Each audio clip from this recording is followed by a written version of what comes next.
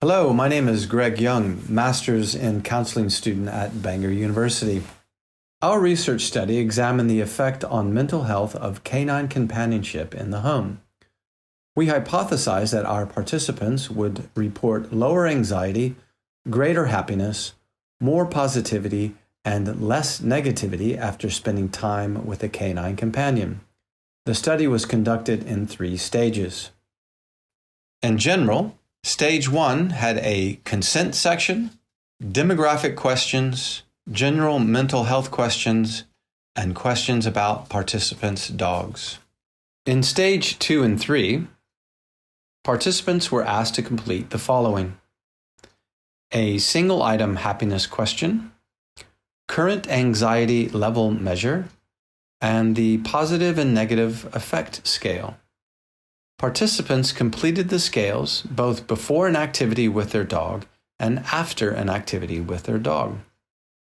Activities with participants' dogs that we measured included spending time with their dog, playing with their dog, training their dog, grooming their dog, or walking their dog. The population included 319 female participants, 32 male, and 8 non-binary participants, and 1 person did not state their gender. The ages range from 18 to 76, and the median age was 40 years old. For all participants, this was an opportunity sampling method of recruitment. Next, I would like to present research that either partially supports our findings or has some relevance to the general category of dogs being used in therapeutic settings. It is important to note that Animal Assisted Therapy, or AAT, is an intervention with any animal. I've seen horses in a cancer ward. However, dogs are most commonly used in AAT because they are easier to train. A typical AAT session is facilitated by a dog handler who visits a clinical setting with a specially trained dog. AAT differs a great deal from owning a pet because the client or patient only interacts with the dog for a limited time during 1 week, whereas dog owners are with their dogs most of the time and they have to care and maintain their dogs. There are many different types of assistance dogs working with mental health issues, physical disabilities, or other medical conditions. The types of dogs used in AAT include guide dogs for visual impairment, hearing impairment or loss, mobility support, medical alert dogs, autism assistant dogs, and dogs supporting people with mental health issues. Jay boy. Ugly? Ugly? What? What? Really? Yeah?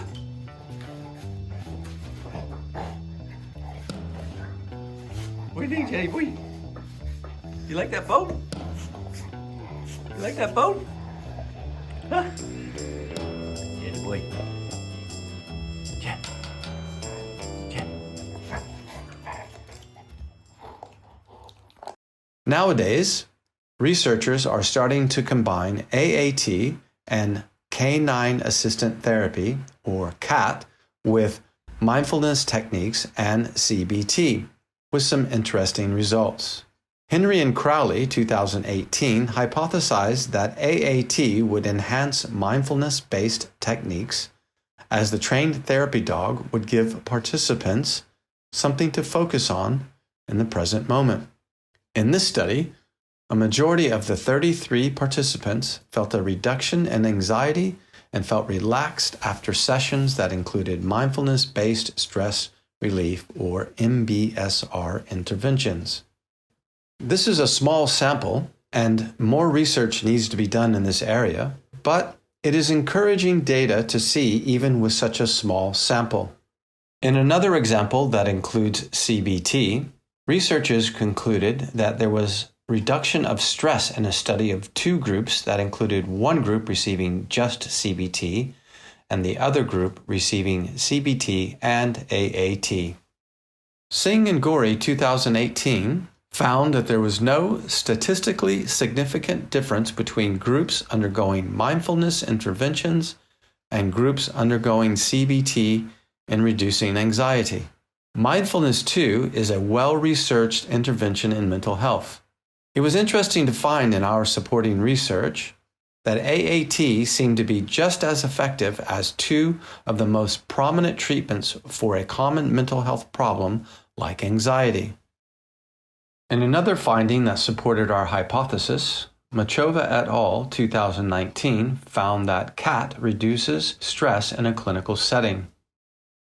We define stress as when someone endures social and psychological challenges that disrupt an individual's mental health. The researchers also found that CAT helped reduce the stress biomarker salivary cortisol in 20 hospital nurses.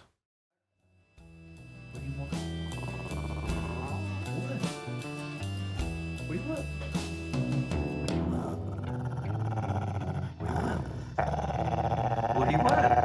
Tell me. What is it? What? What?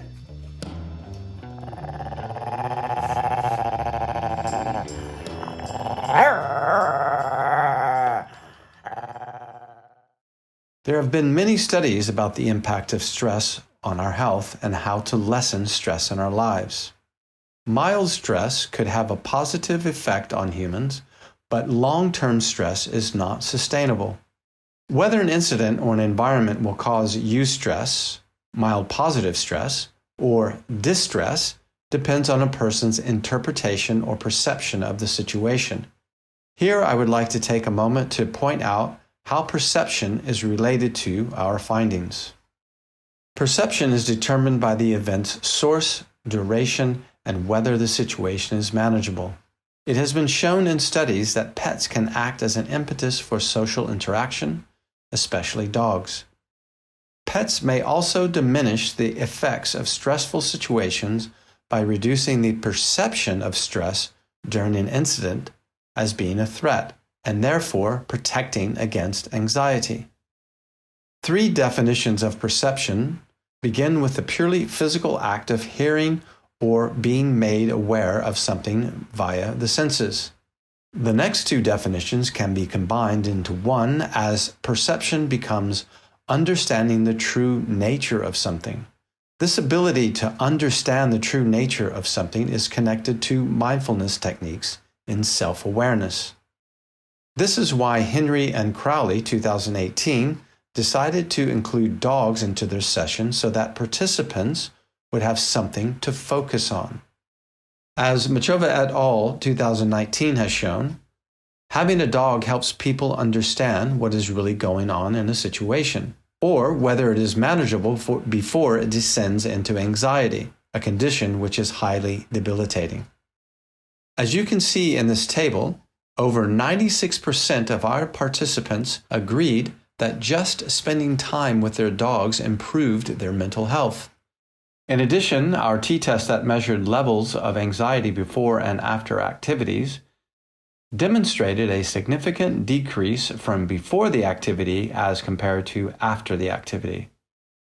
However, there were some participants that reported stress while walking their dogs. Self-reporting that walking their dog was stressful was low, but when question 124 asked how people feel with their dogs, 6% or 18 participants somewhat agreed that their dogs caused them a lot of distress. However, our results suggest that having a dog in a clinical or home setting is overwhelmingly positive. In my opinion, these data have far-reaching implications. The goal of our study was to examine whether owning a dog in the home setting would have a positive effect on our participants' mental health. We hypothesized that after interacting with their dogs, our participants' mental health would improve by lowering anxiety, depression, and stress, but we also predicted that our participants would feel happier after interacting with their dogs. Our survey found a significant decrease in anxiety levels from before participants interacted with their dogs, as compared to anxiety levels of participants after they engaged in an activity with their dogs. In addition, After participants interacted with their dogs, their moods tended to improve. In another finding that correlates with our hypothesis, participants felt happier in stage 3 after spending time with their dogs, walking their dogs, grooming their dogs, training their dogs, or playing with their dogs. Our study also qualitatively explored our participants' subjective feelings about how they feel with their dogs and were asked whether they thought being with their dogs improved their mental health. The anecdotal evidence around feelings and effects from spending time with their dogs was overwhelmingly positive. It was also predicted that participants would feel happy after interacting with their dog. And we did find participants were happier after interacting with their dogs.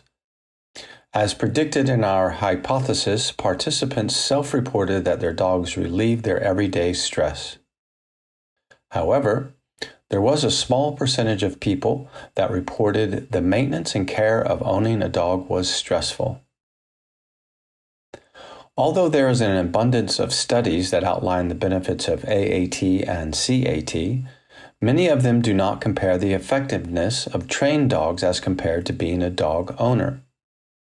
Our study found that there was no statistical significance when we investigated the relation between the effect on participants' mental health while enjoying an activity with a family-owned dog that had been trained versus a dog that was a family pet. Our study has led to some interesting findings, but there are more questions now than answers. One of our survey questions asked participants if they had ever had psychotherapy, and about half of our participants said they had indeed had therapy. It would be interesting to know in future investigations if people were motivated to get a pet dog because they were aware of the therapeutic benefits of owning a dog, or if they had discovered those qualities after having lived with their dog for some time. Our study mainly looked at pet dogs in the home setting. In the future, it would be helpful and interesting to compare pet dogs to therapy dogs that only work in CAT in clinical settings.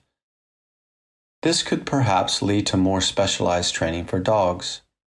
For example, many therapy dogs go through extensive training, but if it was discovered through research that a pet dog with just a small amount of training could help someone who is physically able but only needs help with extreme anxiety, the cost of training would be much less, and therefore more people might be able to afford this healthy solution to dealing with anxiety instead of taking expensive, side effect-laden medications.